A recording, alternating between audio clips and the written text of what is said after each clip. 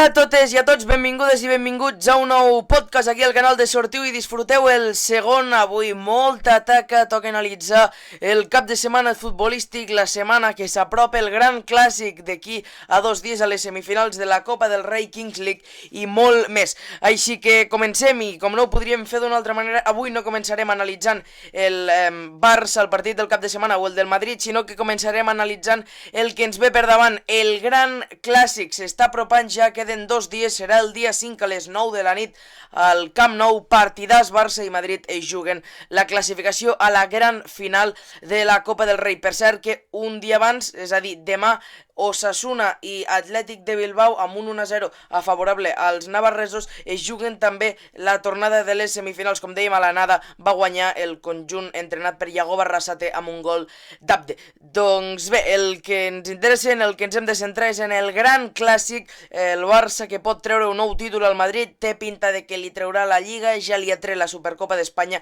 i en cas de guanyar-lo o empatar, perquè recordem que el Barça arriba al Camp Nou amb un 0-1 de renta després de la victòria al Bernabéu farà cosa d'un mes. Doncs bé, el Barça té aquest coixinet, tot i que jo personalment penso que per al partit del dimecres és favorit el Real Madrid. No sé per què, no m'entra al cap que el Barça li tregui al Real Madrid en la mateixa temporada 3 títols. No crec que això sigui possible en el moment que està el Barça. Sí que és veritat que ve de fer un grandiós partit davant del Elx, sobretot amb més efectivitat que joc, igual que el Madrid, que també ha fet un gran partit aquest cap de setmana, guanyant per 6-0 al Valladolid, amb una exhibició de Benzema, però bé, crec que tots dos arriben en un bon moment, han tornat bé de l'aturada per seleccions i serà un autèntic partidàs. Jo crec que serà un clàssic, no serà com els clàssics dels últims anys que han estat de joc net, etc. Crec que serà un clàssic on els nervis estaran i les emocions a flor de pell,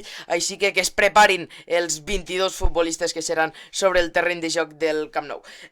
Doncs bé, rapidíssimament, en quant a alineacions, hem fet des de Sortiu i Disfruteu les que creiem que seran les alineacions del Barça i del Real Madrid. Si us sembla, comencem per la de Xavi Hernández. Personalment crec que apostarà per Ter Stegen a la porteria, òbviament, defensa de 4 amb Araujo de lateral dret, això és 100% segur, Koundé de central, Valde de lateral esquerre i l'altre central col·loquem a Marcos Alonso.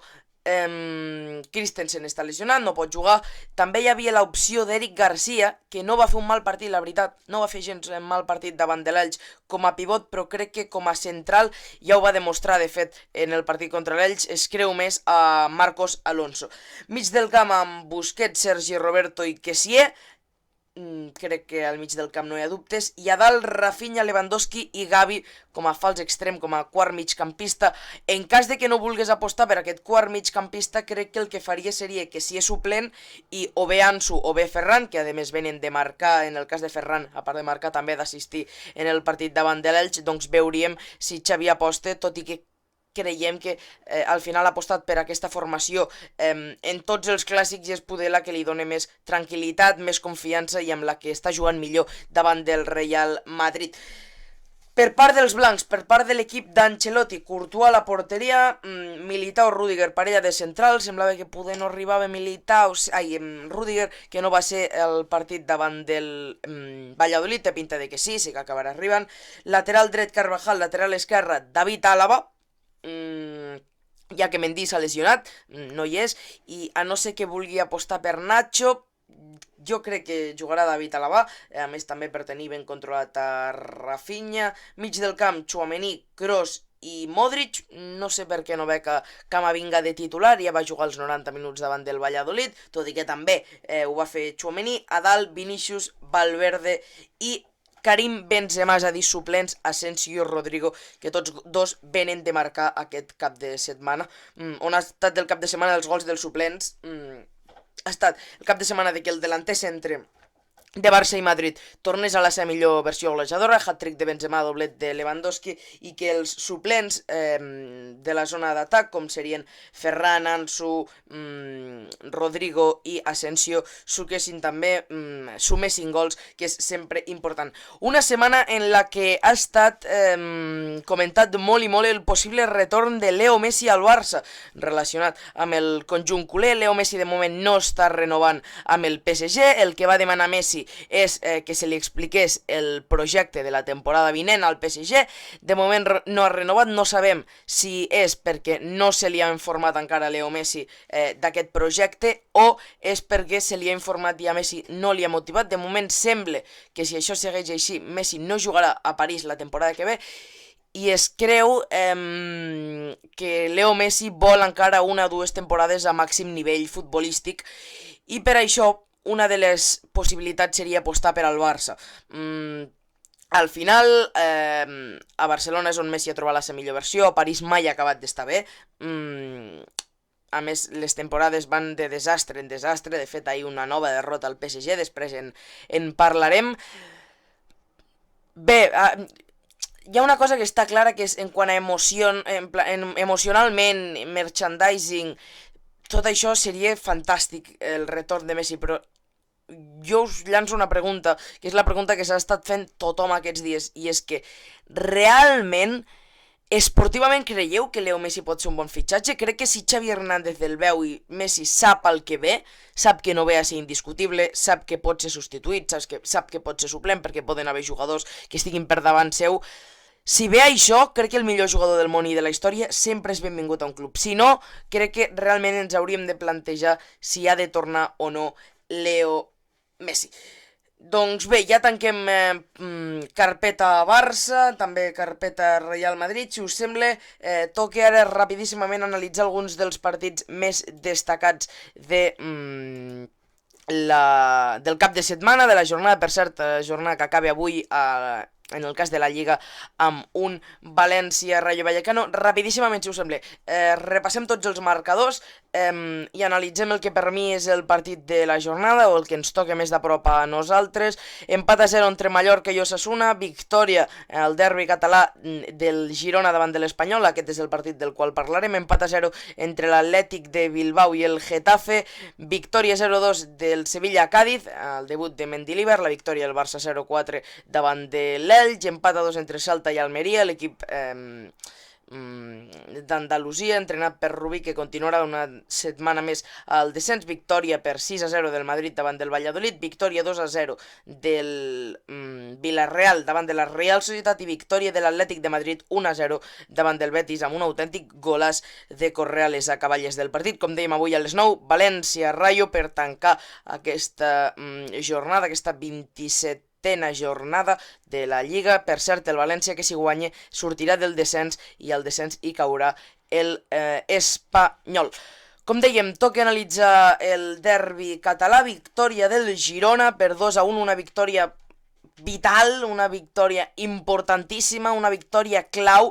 Ara mateix el Girona amb aquests 3 punts es situa 11è classificat amb 34 punts.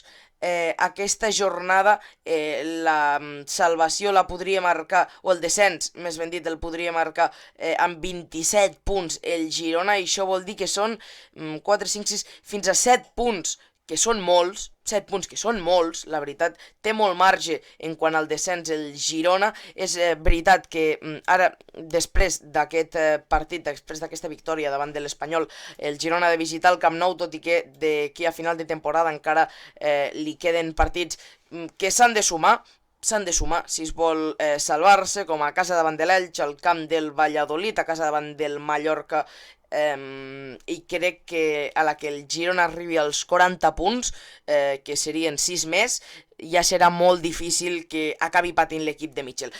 Com dèiem, victòria importantíssima al derbi català, gols d'Arnau Martínez, un autèntic golaç al minut 53 i Estuani de Benal al 88, havia empatat abans Braithwaite al 73, l'Espanyol, que no va tenir pràcticament ocasions, de fet només un xut a porteria, que és el de Braithwaite en l'acció del gol, fins a 14 xuts del Girona, un autèntic bombardeig, un Girona que està jugant molt i molt bé aquesta temporada. Sí que és veritat que se li notarà aquest final de temporada la lesió d'Aleix Garcia, que estava sent un dels pilars del conjunt gironí, es va lesionar davant de l'Atlètic de Madrid, però el Girona que continua sumant i té pinta de que no haurà de patir per salvar-se, un Girona que, a més d'estar tranquil, de no haver de patir per la salvació, està cosechant una gran temporada, sobretot golejadorament parlant, i realment està sent un dels equips que demostra que practica, que juga un joc més atractiu.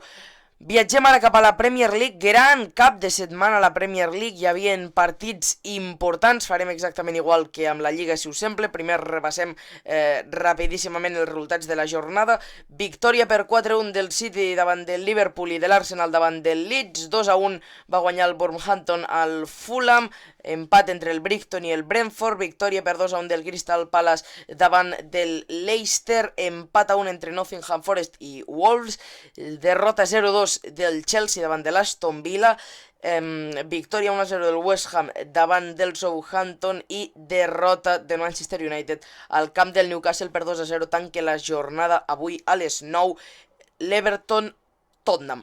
Per cert, Brendan Rodgers, l'entrenador del Leicester, i Graham Potter, del Chelsea, han estat destituïts avui mateix. Per cert que avui també, no ho hem comentat a la Lliga, el Valladolid, Pacheta i l'Espanyol, Diego Martínez, han estat també destituïts, cessats del seu càrrec. Veurem, estarem atents de qui seran els seus substituts, però es nota que s'està apropant el final de Lliga i tots els equips volen arribar amb les idees clares.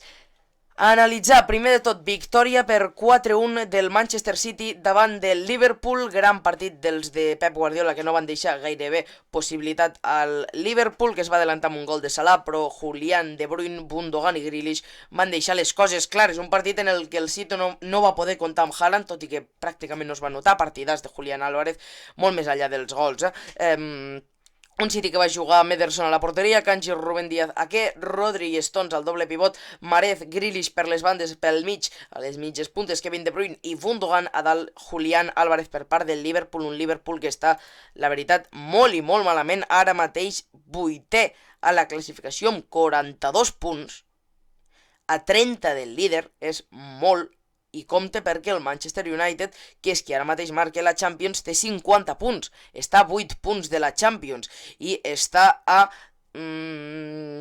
aviam, a quan està? Doncs està a...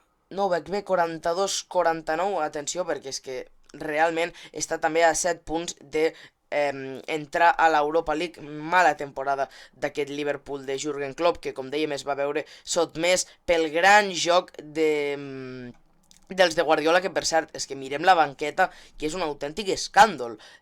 Jugadors com Palmer, Sergio Gómez, Bernardo Silva, Aymeric Laporte, Phillips, Walker, suplents, una autèntica barbaritat. Per cert, que ens hem quedat en l'alineació del Liverpool, va jugar Alisson a la porteria, Robertson, Van Dijk, Konaté i Arnold, Elliot, Fabinho, Henderson al mig del camp del Diego Jota, Gakpo i Mohamed Salah. Se li està notant molt l'absència de Mané aquesta temporada al Liverpool, que està patint molt i molt i tindrà realment greus problemes per entrar a Europa. I l'altre partit destacat, podríem dir, de la jornada d'aquesta Premier League és la derrota del Manchester United, que sembla que s'està desunflant una miqueta, 2 derrotes i un empat en els últims 3 partits. Continua a un gran nivell, continua sent un dels equips referents a Europa ara mateix, però sí que és veritat que li falla una miqueta últimament, que no està aconseguint tancar el que vindria a ser la classificació per la Champions. Gols de Willock i Wilson al 65 i al 88, un partit molt pobre del Manchester United, tan sols un xut entre els 3 pals, i el United, que òbviament ja ha dit adeu a la Lliga, si no havia dit ja suficientment adeu. Amb aquest punt de 9 possibles sí que s'allunya molt, molt, molt ja del liderat. De fet es queda amb 50 punts, amb 72 està l'Arsenal, que realment està cosechant una temporada pràcticament immillorable. Marxem ara cap a la Bundesliga, on el Bayern de Múnich té pinta que una temporada més guanyarà. Aquesta temporada, entre equips que s'estaven apropant mínimament, que ens pensem que podien fer-li la competència, com podrien ser l'Union Berlín, o el Borussia Dortmund o el Friburg, que ara mateix són els 3 equips d'Europa, doncs té pinta de que no. El Borussia Dortmund havia de defensar el lideratge al camp del Bayern de Múnich, i la veritat és que els de Tuchel en el debut de l'entrenador alemà van ser molt superiors al Borussia Dortmund. Greu error de Kobel, que va propiciar l'inici del vendaval dels de Múnich, doblet de Thomas Müller i gol de Coman per tancar la golejada. Van maquillar el marcador Emre Can i Donny Malen, tot i que sembla, com dèiem, que de nou el Bayern, tot i que està sent molt irregular aquesta temporada, torna a estar líder i té pinta de que no ho deixarà anar un Bayern que 7 empats, 3 derrotes aquesta temporada. Per aquí podem llegir una mica la irregularitat dels bavaresos, però clar, si l'equip que et segueix a la classificació porta 2 empats i 7 derrotes, doncs és molt difícil que acabis perdent la Lliga. Una Lliga que qui no perdrà és el Nàpols, que la té pràcticament guanyada amb 71 punts, 55 té el segon classificat, que és la Lazio, però que ahir va rebre un dur correctiu a casa, derrota per 0-4, sí, 0-4 davant del Milan, 2 gols de Rafael Leao, i a part de Brahim Díaz també va sucar, el jugador espanyol. 0-4, un autèntic festival golejador del equip milanès entrenat per Pioli. Recordem que tant Nàpols com Inter són a la Champions i s'enfrontaran a la Champions, als quarts de final, així que compte perquè qui sap si aquest pot ser aquest va ser un entrenament, va ser la prova abans del gran partit, perquè com dèiem la sèrie ara mateix està pràcticament decidida. Doncs 0-4 del Milan davant del Nàpols, correctiu a l'equip que lidera la taula, correctiu a l'equip entrenat per Luciano Spalletti. I marxem cap a la Liga 1, marxem cap a França, on el PSG va tornar a perdre. Derrota novament del PSG, que està notant molt i molt la baixa de Karim Benzema, anava a dir, de Neymar Jr. Ahir Donnarumma a la porteria, Pereira, Marquinhos, Batisbul, Mendes, Renato, Verratti, Vitinha, Graf, a dalt Messi, Mbappé, un autèntic equipàs. Doncs bé, van tornar a perdre en aquest cas contra l'Olympique Lyonnais, 0-1 a casa. El PSG, que repetim, està on està líder perquè l'equip perquè està a la Lliga on està. 2 derrotes consecutives en els últims 2 partits, 66 punts, el segueix el Lens amb 60, la mateixa puntuació que té el tercer classificat, que és l'Olímpic de Marsella. Es fa molt difícil pensar que els puguin atrapar, però sí que és veritat que estan deixant oberta la polèmica, estan deixant xiulets a Leo Messi, i això també és una de les coses que ens pot fer entreveure que Leo Messi la temporada que ve no pot seguir a París. I és que ara mateix un jugador que se'n va a París no està tirant la seva carrera a la basura, però ostres, es fa molt estrany veure el PSG en aquest nivell de forma. Rapidíssimament, calendari per aquesta setmana que ve, setmana que ja comença avui, dilluns, amb un autèntic partidàs. Everton-Tottenham. A la Premier, l'Everton s'està jugant la salvació, s'està jugant el Tottenham en les posicions europees. Demà tenim un Chelsea-Liverpool a les 9, a la mateixa hora Atlètic Club de Bilbao-Osasuna, i també a la mateixa hora un Juventus-Inter, és a dir, jornada demà molt i molt futbolística. També hi ha, com dèiem, a la Premier League jornada intersemanal, Wolverhampton-Brighton, Leicester-Aston Villa, Leeds-Nottingham, entre d'altres, en el dia de demà, tots els partits a les 8:45, menys el que comentàvem abans del Liverpool. El dimecres, a part del Barça, juga el West Ham davant del Newcastle, i a la Premier també el Manchester United a casa davant del Brentford. Viatgem ja cap al cap de setmana, on el Real Madrid juga el dissabte a les 9 a casa davant del Villarreal. Debutarà el nou entrenador de l'Espanyol a les 4:15 també dissabte a Cornellà davant de l'Atlètic Club. A la Premier, Southampton City, Wolves, Chelsea, Tottenham, Brighton, Manchester United, Everton, partits a destacar. La Lliga, per cert, també el dissabte, Osasuna, Elx i Real Societat Getafe. El divendres haurem tingut un partidàs, un Sevilla-Celta. Diumenge, Betis-Cádiz, Valladolid-Mallorca, Almeria-València, partidàs per la salvació, i Rayo Atlético de Madrid. I a la Premier, Liverpool-Arsenal. És a dir, en una setmana el Liverpool s'enfrontarà al Manchester City, ja ha perdut, demà al Chelsea, i diumenge a les 5:30 a l'Arsenal. El Barça, que no jugui fins dilluns, ho farà a les 9 del vespre. Comentarem aquell partit, si el voleu seguir en directe per el canal de 90 minuts, molt possiblement la narració, i a partir de la següent setmana, a la partir que tornem no ja a l'institut, s'acabi la Setmana Santa, torna la Champions League el dimarts amb un Manchester City-Bayern, així que la setmana que pinte molt i molt bé. I ja per acabar, avui és dilluns, toca parlar de la Kings League. Avui hi haurà l'obertura del mercat, avui programa especial, avui comença tot aquest fenomen que s'ha estat parlant en els últims dies de Mercato. Només es fa que parlar del Mercato de la Kings League, doncs per fi avui el veurem començar. Ja ho sabeu com funciona, 100 milions d'euros virtuals per equip. Cada president ha hagut de ficar clàusules, tenia 300 milions en quant a clàusules, respecte a aquests 300 milions ha hagut de ficar una clàusula a cada jugador, i avui diria que serà a les 12, 11-12, ara mateix no me'n recordo, primera ronda de clausulazos, com l'han titulat. Tu els teus 100 milions virtuals que tens, els has de pagar amb algun jugador, has de fer un clausulazo, fitxar, i a partir d'aquí anar cosechant una mica el teu equip, i ser conscient que òbviament pots fitxar, no sé, ara mateix em fico en les pells de Gerard Romero amb aquests 100 milions, pots fitxar a Ian d'Ultimate Móstoles, però has de vigilar perquè també et poden fitxar un futbolista, i després amb això cada setmana anirem veient quins són els nous fitxatges. Doncs bé, fins aquí el podcast d'avui, segon podcast de Sortiu i Disfruteu. Ens retrobem la setmana que ve amb més informació futbolística, més informació esportiva. Adeu, adeu!